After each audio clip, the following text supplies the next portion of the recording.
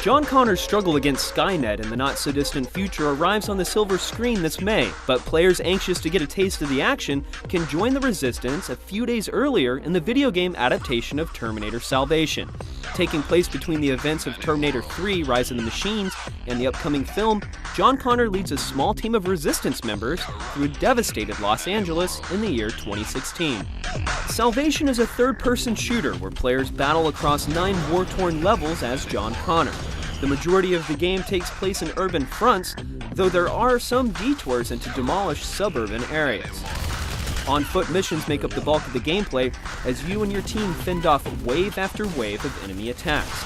On-rail segments where you take down enemies from the back of a train, escort a bus, or fire from a gunship round out the gameplay styles. Lawrence, go around behind them! We gotta flank these things, people! Though you can't issue orders to teammates, players can still use them. They'll shout out commands and give directions in the heat of battle. Got it! Flank the machines! As well as offer up extra ammo in a pinch. Hey! Got a few rounds for you! There's also local split-screen co-op, but it's not available online. In order to survive the war against the machines, players will need to take advantage of the game's cover system.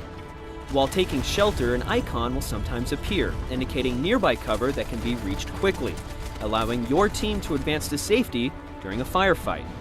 A handful of weapons are available, like the M4 carbine, the R870 shotgun, and even the M79 grenade launcher Arnold famously used in the Cyberdyne shootout in T2. You can carry 2 guns at once and pick up armaments you find on the ground.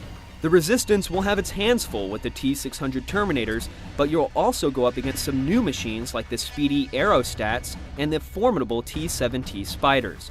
These cybernetic organisms are made up mostly of cold, hard steel. Taking them down is going to require some serious firepower, or a flanking maneuver that lets you disable them. Charging in is a recipe for destruction. Terminator Salvation will get its Judgment Day in mid-May, so check back then for our full review.